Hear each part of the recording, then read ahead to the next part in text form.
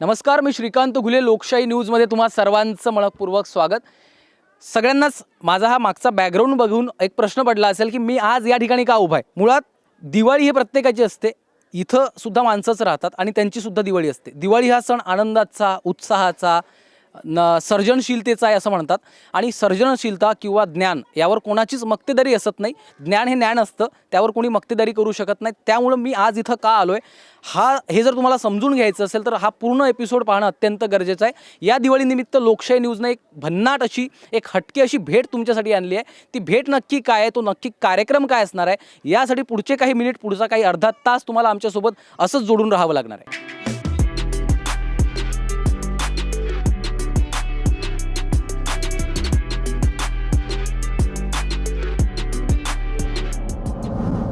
जसं की मी म्हणालो, यंदाची जी दिवाळी आहे ती अत्यंत हटके राहणार आहे, म्युझिकल राहणार आहे. आणि लोकशाही न्यूजच्या माध्यमातून तुम्ही घर बसल्या यंदाची ही दिवाळी अत्यंत छान पद्धतीनं म्युझिकल ट्रीट तुमच्यासाठी आम्ही सगळे घेऊन आलेलो आहेत. आमची जी टीम आहे त्या टीमच्या माध्यमातून आम्ही ही म्युझिकल ट्रिप तुमच्यापर्यंत पोहोचवणार आहेत. जेव्हा जेव्हा म्युझिकचा विषय येतो तेव्हा तेव्हा रॅपचा उल्लेख येणार नाही असं कधी होणार नाही.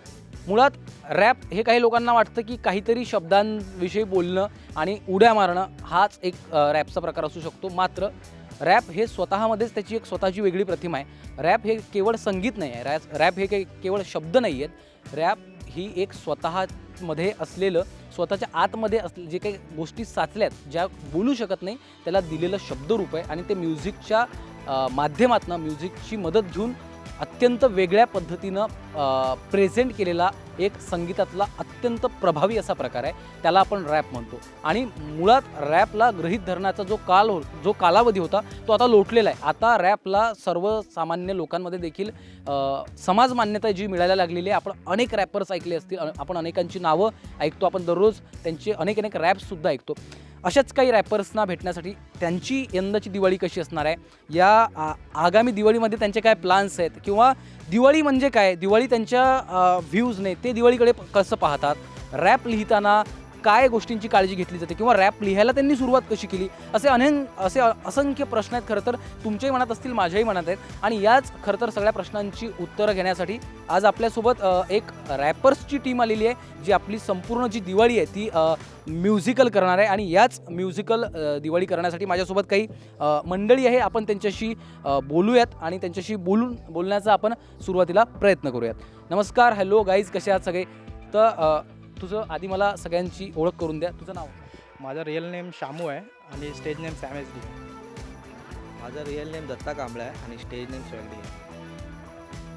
माझं रिअल नेम राहुल आहे आणि स्टेज नेम राव बोलतात मित्र मला राव. स्टेज नेम रॉय 101 आणि real name Sunil Jamadar. Stage name Max H D, real name Anand. Okay. तो आपण जर यांचं इंट्रोडक्शन बघितलं, मुळात आता हा मुद्दा आहे की मित्रांनो, कसं असतं की आता दिवाळी तोंडावर आहे. दिवाळी अगदी काही दिवसांवर येऊन ठेपली आहे. दिवाळी म्हणजे काय? मुळात प्रत्येकाच्या दिवाळीच्या कन्सेप्ट, प्रत्येकाच्या दिवाळीच्या आयडियाज वेगळ्या आहेत. प्रत्येकजण आपापल्या व्ह्यूने दिवाळीकडे पाहतो. पण मला एक सांगा, तुमच्यापैकी दिवाळी म्हणजे काय? तुम्ही आतापर्यंत तुमचा पर्सनली दिवाळीचा अनुभव काय राहिला आहे? तुम्ही दिवाळी म्हणजे काय करत होतात, किंवा दिवाळीचा जो इम्पॉर्टन्स असतो तुमच्या लाईफमध्ये तो काय होता? दिवाळी म्हणजे सगळ्यांसाठी सेम नसतो. म्हणजे जसा रिच लोक आहेत त्यांच्यासाठी वेगळं दिवाळी असतो आणि आपल्यासाठी एक वेगळं दिवाळी असतो. म्हणजे आम्ही म्हणजे बोनस वगैरे आले की तेव्हा म्हणजे मिठाई वगैरे त्याची एक हे असते, म्हणजे खुशी. आणि जास्त एवढं म्हणजे त्या लोकांसारखं तर आम्हाला फटाके वगैरे फोडायला नाही भेटत, पण जेवढं भेटतं तेवढाच आम्ही हे करून एन्जॉय करून घेतो. मित्र, तू सांग, आपण बघतोय कोरोनाचं संकट आहे मागच्या 2 वर्षापासून आपल्या सगळ्यांवरतीच. आणि या कोरोनाच्या संकटात आपली अर्थव्यवस्था फार रसातळाला गेली, अनेकांचे जॉब गेलेत, अनेकांच्या हातचा पैसा गेला. अशा काळात ही दिवाळी येते, तुला काय वाटतं? मला वाटतं की खूप आता गरीब जण जे आहे ज्यादातर जॉब वगैरेवर नाही जात. ह्या करोना काळामुळे खूप जणांचा जॉब वगैरे सुटला, तर त्यामुळे त्या लोकांना ह्या दिवाळीमध्ये खूप दिक्कत फेस करायला पडते. त्यामुळे त्या लोकांना दिवाळी म्हणजे मेन काय असतं, जे पहिले जे एन्जॉय करायचे ते ह्यावर्षी जादा लोक नाही करू शकत. कारण सगळ्याला बघायला पडतं की घरची व्यवस्था काय आहे, की आपण ह्याच्यामध्ये त्योहार बिहार म्हणू शकतो का नाही, ते सगळं बघून चालायला पडतं माझ्या हिशोबाने. हे प्रश्न बरोबर. तर जसं की आपल्या 2 मित्रांनी सांगितलं की दिवाळी ही खरं तर प्रत्येकासाठी वेगळी असते. इतरही आपले मित्र आपल्याबरोबर आहेत. मित्र, जसं आपण बघितलं की यंदाची दिवाळी अनेकांसाठी कठीण असणार आहे कारण कोरोना आहे. तुला काय वाटतं यंदाची दिवाळी कशी आहे किंवा आतापर्यंतचा दिवाळीचा तुझा अनुभव काय राहिला आहे? सबकी फाइनेंशियल कंडीशन अच्छी नहीं रहती है ऐसे टाइम पे, जैसे कि अभी कोरोना की वजह से बहुत लोग जॉबलेस है या फिर जॉब करने के लिए एबल नहीं है, तो सबकी कंडीशन अलग अलग है. यहाँ पर बहुत लोग ऐसे भी है जिनके घर पे लेडीज़ लोग काम करते हैं और जेंट्स लोग नहीं कर पाते, तो उनकी भी दिवाली अलग अलग होती है और सबके लिए अलग अलग ही दिवाली होती है, सबके घर पे सेम नहीं होती है. तो जिसके घर पे है वो तो कर ही लेंगे, बाकी जो नहीं है उनको तो मैनेज करना ही पड़ता है दिवाली में भी. खरं आहे कारण दिवाळीचे अनेकांचे वेगवेगळे इश्यूज आहेत. यावर्षी कोरोनाचं संकट आहे, अनेकांच्या हातचे जॉब गेलेत, रोजगार गेला आहे, पैसा नाही लोकांच्या हातात आणि अशा काळात आता दिवाळीसारखा इतका मोठा सण तोंडावर आला आहे आणि नक्कीच तो प्रत्येकासाठी अर्थातच सारखा नसणार आहे. दिवाळी ही प्रत्येकासाठी वेगळी असणार आहे. आपल्यासोबत आणखी एक मित्र आहे. मित्रा, जसं इतर आपल्या मित्रांनी सांगितलं, काय तुझी कन्सेप्ट आहे दिवाळीची? दिवाळीकडे तू कसं पाहतो किंवा दिवाळीचा काय इम्पॉर्टन्स राहिला आहे लाईफमध्ये? दिवाळीमध्ये असं चालत राहिलं तर करोनाचं सीझन मग आता सगळ्यांना कठीण होणार आहे पुढे जाऊन. कारण की आता सगळ्यांकडे पैसे वगैरे कठीण आहेत. सगळे कसे कमवतात काय ते परिस्थिती आता 2 वर्षांनी बघतायत सगळ्यांची. आता सगळे सध्या करून सगळे गावी पळत आहेत कारण की इकडे काय होत नाही आहे म्हणून गावी जाऊन राहतात. इथं दिवाळीमध्ये काय होणार पण नाही असं गरीब लोकांचा. तर त्यामुळे गरीब लोकांना आता काम वगैरे भेटावं, असं चांगलं चालावं म्हणून आमचा विचार आहे. बरोबर आहे. काम भेटणं, रोजगार भेटणं अर्थातच महत्त्वाचाच मुद्दा आहे कारण त्याशिवाय तुम्ही दिवाळी कसं साजरी करणार? तर बऱ्याच वेळच्या आपण रॅपर्ससोबत गप्पा मारतोय आणि इतक्या वेळात जर रॅप सादर झाला नाही तर असं काही होणार नाही. आपल्या प्रेक्षकांची देखील इच्छा असणार आहे की या सगळ्यांकडनं एक छानसा असा सुंदर असा रॅप त्यांना सगळ्यांनाच ऐकायला मिळावा. तर माझ्यासोबत आहे मित्रा जो सॅम, ज्याविषयी आपण बोलतो, इतक्या वेळचा रॅपविषयी आपण बोलतोय, बरेच जण तुम्ही बोलताय. एखादा तुझा रॅप जो तू लिहिला होता, जो तुझ्यासाठी खास आहे, तो तू कधी लिहिला होता? तो लिहायची सुरुवात कशी झाली किंवा एकंदरीतच त्याची प्रोसेस काय होती ती लिहिण्याची? मी जेव्हा हे रॅप लिहत होतो म्हणजे तर माझा एकच हे होता, म्हणजे आजकालचे जे जनरेशन आहेत ते वीड वगैरे, नशा वगैरे त्याच्यामध्ये जात आहेत खूप लोक आणि खूप लोक मोबाईल ॲडिक्टेड झालेत आणि अजून खूप असे इश्यूज आहेत म्हणजे जसं स्लम, गरिबी, हे सगळं म्हणजे ते सगळं ध्यानात ठेवून मी हे रॅप लिहिला होता. आणि स्वतःला पण म्हणजे माझं जे कंडिशन होतं ते पण मी त्याच्यामध्ये हे केलं आहे, म्हणजे स्वतःच्या कंडिशन. जसं आम्ही बाहेर जातो तो आमच्यासोबत लोक कशा हे करतात, म्हणजे कसं फेस करतात आम्हाला, हे सगळं ते सगळं माझे रॅपमध्ये मी लिहिला होता. तर तो जो रॅप जो तू लिहिला, तुझ्या त्यामध्ये इमोशन्स आहेत सगळ्या, तो आमच्या प्रेक्षकांसाठी कृपया एकदा सादर करशील? तर आपण ऐकूयात. क्या चल रहा देखो इन इंसानों वाली भीड़ में, यंग जनरेशन का आज सहारा बना वीड है. कोई टिकटॉक में है खुश, कोई पबजी में कर रहा लीड है. हर किसी को छोटे यहाँ फेम की नीड है. इंस्टा पे फोटो पोस्ट मचा रहे हैं शूट पे, जेब इनकी खाली पर घूमते महंगे सूट में. कांदीवली 101 से बंदा बोती ढीठ में. तो हिप हॉप सीन का शाना तो इस रैप गैंग का किंग में. पहले बसता था और बीट में, गाने ऑन रिपीट में. पहले को साबोत लोगों ने पर हुआ ना डिफीट में. इन सबसे थोड़ा अलग क्योंकि चल रहा अपने रूट पे. सोच है सटीक क्योंकि मंजिल के करीब में हूँ. गरीब में थोड़ा अजीब में, शक्ल पे मत जा ब्रो, नी आई थी शरीफ में हूँ. गरीब में थोड़ा अजीब में, शक्ल पे मत जा ब्रो, नी आई थी शरीफ में हूँ. गरीब में थोड़ा अजीब में, शक्ल पे मत जा ब्रो, नी आई थी शरीफ में हूँ. गरीब में थोड़ा अजीब में, शक्ल पे मत जा ब्रो, नी आई थी शरीफ में. गरीबी यहाँ बढ़ता जा रहा, भ्रष्टाचार कुछ कम नहीं. गरीबी खा रहा देश को पर किसी को कोई गम नहीं. ये नेता देते गोली, इनके बातों में कोई दम नहीं. झूठी इनकी वेशभूषा, शब्दों में कोई सच नहीं. ये दर्द है अंदरूनी, भले शरीर पे जख्म नहीं. गरीब मरता गरीबी से ने मारता कोई बम नहीं. धीरे चलना काम अपना लेते कभी जम नहीं. लाखों के सीने में पर राहकों में कोई नम नहीं. हालात से लड़ते आए पीछे हटने वाले हम नहीं. राजनीति बांटा जातों में पर बटने वाले हम नहीं. हम लोग हैं भारतवासी, अब रुकने वाले हम नहीं. इरादा पूरा पक्का है, अब झुकने वाले हम नहीं.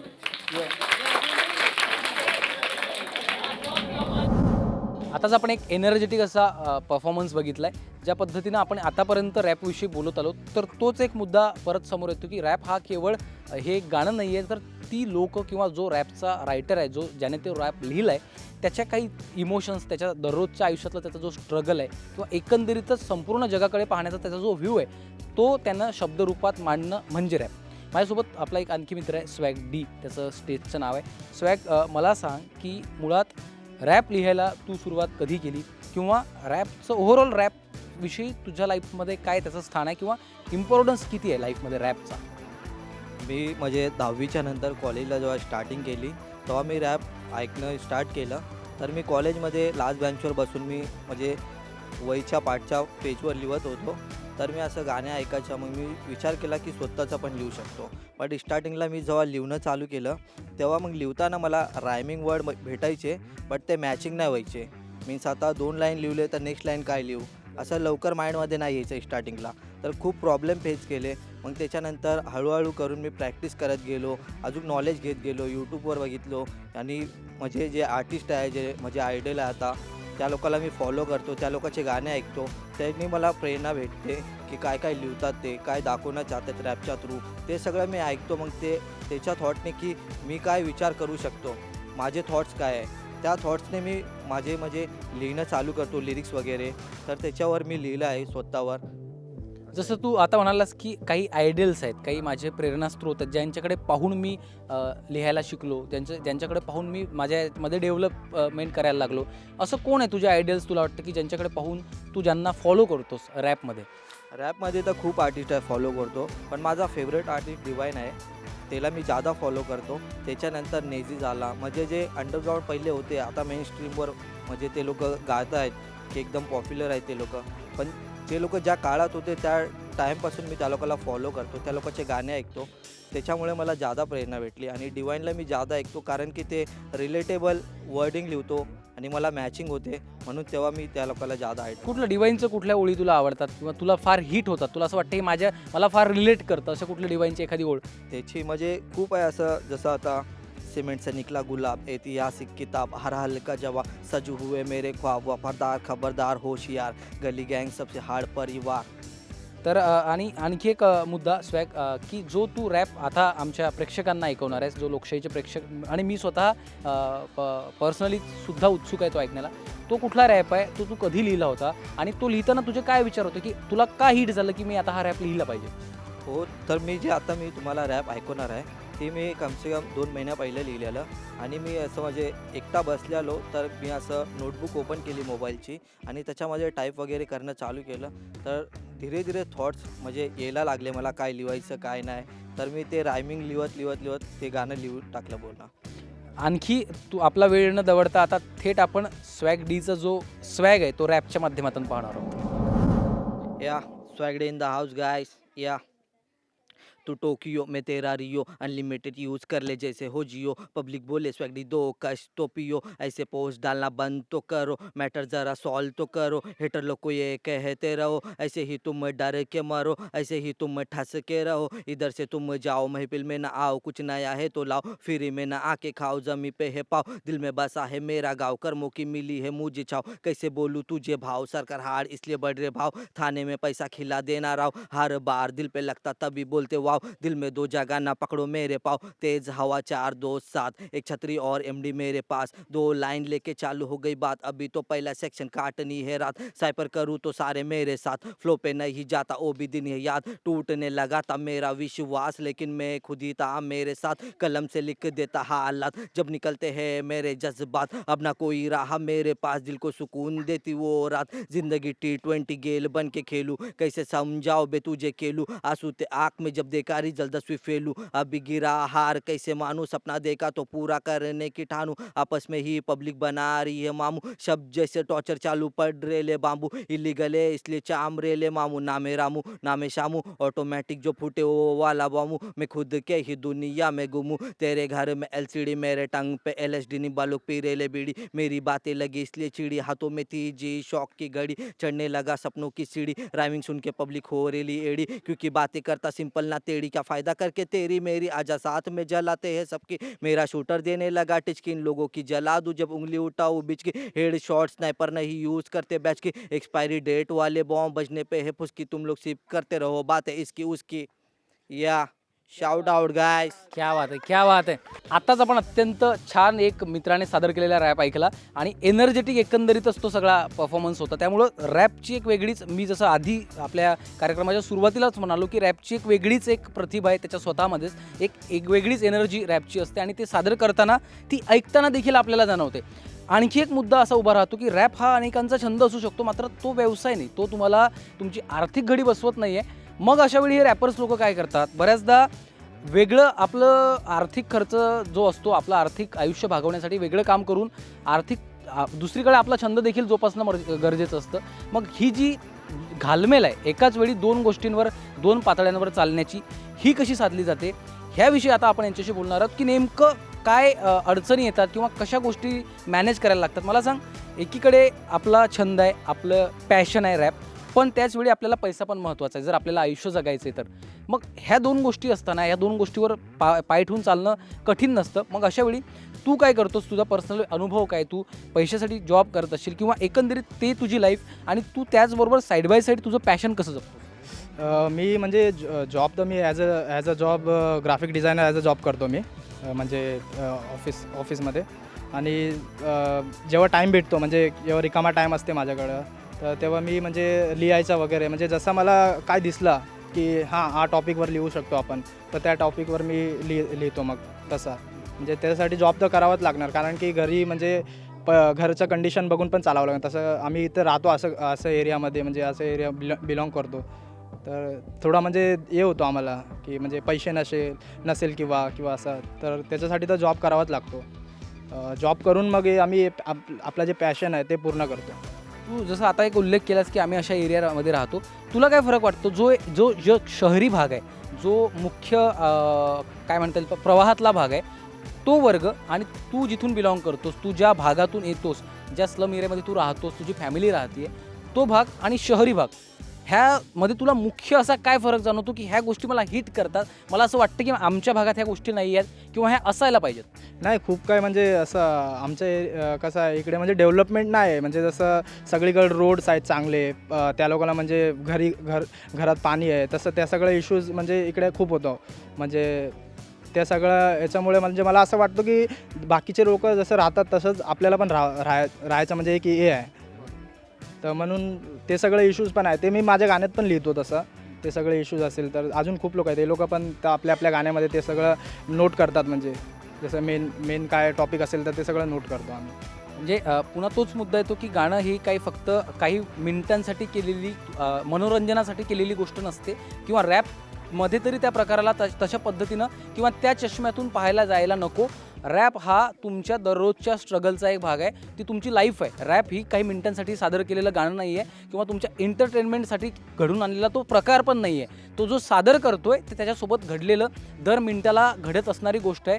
जेव्हा तुमच्या माझ्या घरात 24 तास पाणी उपलब्ध असतं, तुमच्या घरात 1 मिनिट लाईट जात नाही, माझ्या घरात पण 1 मिनिटसुद्धा लाईट जात नाही, त्याचवेळी आपलेच भाऊ, आपल्याच बहिणी किंवा आपलेच जे कोणी मित्र आहेत ते अशा भागात राहतात जिथं त्यांना रात्र लाईट नसते, त्यांना दिवसभर लाईट नसते. आम्ही आता येताना बघितलं, आम्हाला चालायला जिथं त्रास होतो तिथे हे लोक जगतात, तिथं यांचं दिवसभराचं दैनंदिन आयुष्य जातं. अशा सगळ्या गोष्टी घडतात, तेव्हा संगीत जन्माला येतं, तेव्हा रॅप जन्माला येतो. जेव्हा आपल्या मित्राने रॅप सादर केलं तेव्हा तुम्ही सादिकचा जो बीट बॉक्सिंग त्याने जे केलं कंपोज, त्याला साथ दिली, ते तुम्ही सगळ्यांनीच ऐकलं असेल. हा खरं तर अत्यंत अफलातून प्रकार होता. ज्या पद्धतीनं आवाज काढला एखाद्या वाद्याचा, ही आपल्याला वाटते तितकी साधी गोष्ट नाही, ते आपल्याला ऐकायला छान वाटतं, पण त्याची प्रोसेस कशी होती? सादिक, मला सांग की जे तू बीट बॉक्सिंग करतो त्याची सुरुवात कशी झाली, तेव्हा तुला कधी वाटलं की आपण हे करू शकतो किंवा आपण हे करायला पाहिजे, आणि त्याच्यासाठी तू कशा पद्धतीनं मेहनत घेतलीस?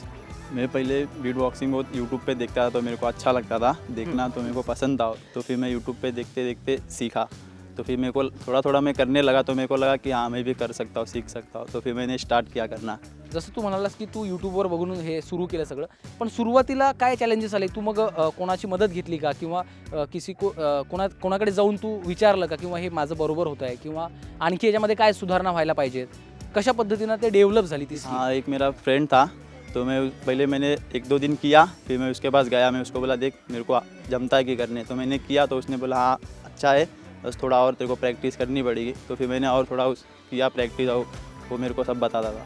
ना तर ज्या मित्राने आपल्याला सुरुवातीला सांगितलं की एकीकडे जॉब करायचा आहे, दुसरीकडे पॅशन सांभाळायचं आहे, तिसरीकडे ज्या सुविधा एका सामान्य माणसाला तुम्हाला भेटतात, ज्या सुविधांमधून आपण जगतो, त्या सुविधा इतक्या सहज या लोकांसाठी उपलब्ध नाही आहेत. आणि जेव्हा अशा एखाद्या परिप्रेक्ष्यातून, अशा एखाद्या भागातून एखादा माणूस वर येतो, त्याची नक्कीच किंमत केली जायला पाहिजे आणि नक्कीच त्याचं कौतुक देखील केलं जायला पाहिजे. आपण बऱ्याच वेळच्या गप्पा मारतो, ह्या गप्पा आणखी सुरू राहणार आहेत. मात्र त्यापूर्वी आपल्यासोबत मित्र आहे रॉय, त्याचं स्टेज नेम आहे रॉय 101. तो आता आपल्या सगळ्यांसाठी एक रॅप सादर करणार आहे. मला सांग रॉय, ज्या पद्धतीनं जे रॅप तू आता सादर करणार आहेस, ते लिहायची जी आयडिया होती ती कशी आली, ती तू कशी डेव्हलप केलीस, किंवा ती लिहिण्याची एकंदरीत प्रोसेस काय होती? पूरा गाना मैंने देश के ऊपर ही लिखा है, लाइक क्या हो रहा है, क्या चल रहा है, पॉलिटिक्स में क्या चल रहा है, और नॉर्मल लोगों के साथ क्या क्या हो रहा है, तो वो सबको देखते हुए मैंने जो देखा है वो लिखा है, कुछ मन से नहीं है उसमें। जो मेरी आंखों ने देखा वो मैंने लिख दिया है, बस इतना है उसमें। जे जे बघितलं तेच लिहिलं आणि मला वाटतं आणखी तुमची वेळ न घेता, आणखी प्रतीक्षा न करता मला वाटतं आपण सगळ्यांनीच, मी देखील तुमच्या इतकाच उत्सुक आहे, आपण सगळ्यांनीच तो रॅप ऐकूया. इलेक्शन आने पर ये साले आपस में ही भोंकेंगे, जीते चाहे कोई भी गरीबों को ही रोकेंगे, फिर सोचेंगे लूं मैं नया घर कहाँ, लूट लिया है देश को फिर भी इनको सबर कहाँ, गरीबी रेखा बढ़ रही पर इनको सबर कहाँ, क्यों किसान फांसी चढ़ रहा, क्यों लड़ रहा गरीब खुद की जिंदगी से, या जो देता दूसरी जिंदगी वो भी तो इंसान है, ये हिंदुस्तान है, ये हिंदुस्तान है, ये हिंदुस्तान है, ये हिंदुस्तान है, नन्ही सी जान है, बड़ी बीमार है, बेचने को जिस्म पैसों से तैयार है, ये हिंदुस्तान है, ये हिंदुस्तान है, ये हिंदुस्तान है, ये हिंदुस्तान है, अकल से लूटा देश को, शक्ल दिखा के मांगे माफी, मांग के आकर लंबा भाषण माफ करो, हो गई गुस्ताखी जो गया जाने दो, फोकट का है तो आने दो, ये पाप करके कहते हमको भी गंगा नहाने दो, बचाने को जिंदगी जो पहले से ही झंड है, क्या चार तेरे हाथ है, इतना घमंड है सुन जाने से, जान से काम से गलत नहीं करता तू अपने शाम से, मेहनत करते रहना और तू ना डरू संजाम से, मंजिल अपनी सोच ले खुलते रहेंगे रास्ते, गलत नहीं तू जिस जगह पे लड़ तू पूरी शान से, ये हिंदुस्तान है, ये हिंदुस्तान है, ये हिंदुस्तान है, ये हिंदुस्तान है, नन्ही सी जान है, बड़ी बीमार है, बेचने को जिस्म पैसों से तैयार है, ये हिंदुस्तान है, ये हिंदुस्तान है, ये हिंदुस्तान है, ये हिंदुस्तान है. तर बऱ्याच वेळच्या आपल्या ह्या गप्पा रंगल्यात आणि आपण अनेक रॅपसुद्धा या सगळ्या आपल्या मित्रांकडून ऐकतो. जसं मी सुरुवातीला पण म्हणालो, आता पण पुन्हा एकदा सांगतो की रॅप हा केवळ संगीताचा एक प्रकार नाही आहे. ज्या गोष्टी ते दररोज अनुभवतात, जो आपला स्ट्रगल आहे, त्याला शब्दाच्या माध्यमातून म्युझिकची साथ देत मांडणं म्हणजे रॅप. आपला एक मित्र आपल्यासोबत आहे. मित्रा, ज्या पद्धतीनं आपण इतक्या रॅपबद्दल बोलतो आहे, तू जेव्हा पहिलं रॅप लिहिलंस त्याची सुरुवात कशी झाली होती आणि तुला केव्हा तो पॉईंट हिट झाला की आता या विषयावरती रॅप लिहिलं गेलं पाहिजे किंवा मी लिहिलं गेलं पाहिजे?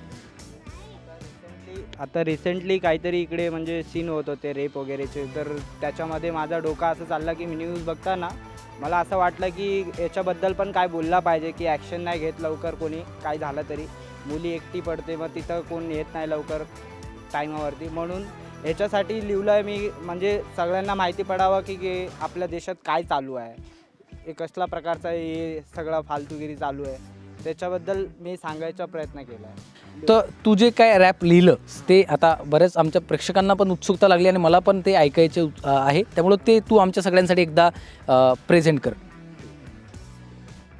मैक्स HD ओ क्या चल रहा देश में, इंसान वाले बेस में ना कोई ये होश में, शैतान बने रेश में, दरिंदे वाले काम करके ना खुद को ये रोकते, अकेली लड़की देख कर चार जान छेड़ते, खुले आम रोड पे हैवानों की गर्दी है, शैतानों की या भरती है, सोच इनकी बलती है ना कोई सेफ वर्दी है, दरिंदों की या चलती है, कानून हाथ मलती है, पैसे पे चलती है, सोच अपनी ठीक है समाज के तरीके से, हिंदुस्तान में नहीं मिलेंगे तुमको एक तरीके से, बातें करेंगे पीछे से ना वजह बताएंगे, खोटा ही जलेंगे ना बराबरी कर पाएंगे, फ़र्क नहीं पड़ता हमको किसी के ही बातों से, चलता नहीं कोई यहाँ दिए हुए वादे पे, ज़रूरत के समय यहाँ पे छोड़ देते साथ में, मैं नहीं मानता यहाँ कोई छोटी बड़ी जाते हैं.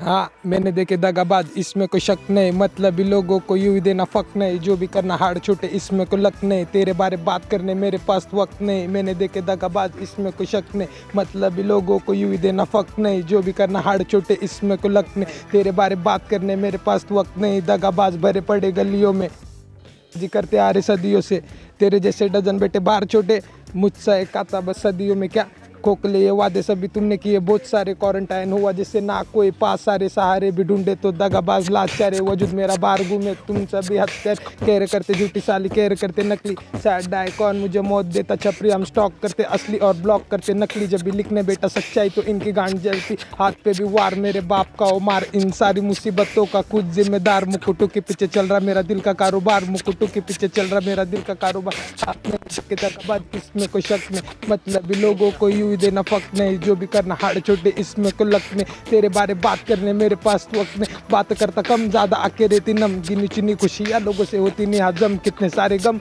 मेरे दिल में दफन, जब टूट गया भरम तो हो गया ख़त्म, बात करता जिससे मैं सारी सारी रात छोड़ गई वो भी साली, बिना कोई बात कितनी सारी रात बीती चैन की तलाश में, सुकून से न जीने देती तानों की आवाज़ में, लिखना छोड़ दूँ या कलम तोड़ दूँ, मन में आता के मैं जीना छोड़ दूँ ख्यालों को और मोड़ ले लूँ पीछे, फिर भी ये तकलीफ मेरा हाथ पकड़ के खींचे, माँ के पैर छू के कितने वादे करके बेटा, बनना कुछ नेक सर ऊंचा करना बेटा, इसलिए जो भी करूँ अपना 100% देता, हार गया सांपों से मैं बाकी हूँ विजेता. या तर इतक्या वेळचा आपण रॅप संदर्भात बोलतोय, रॅप आपण ऐकलीसुद्धा.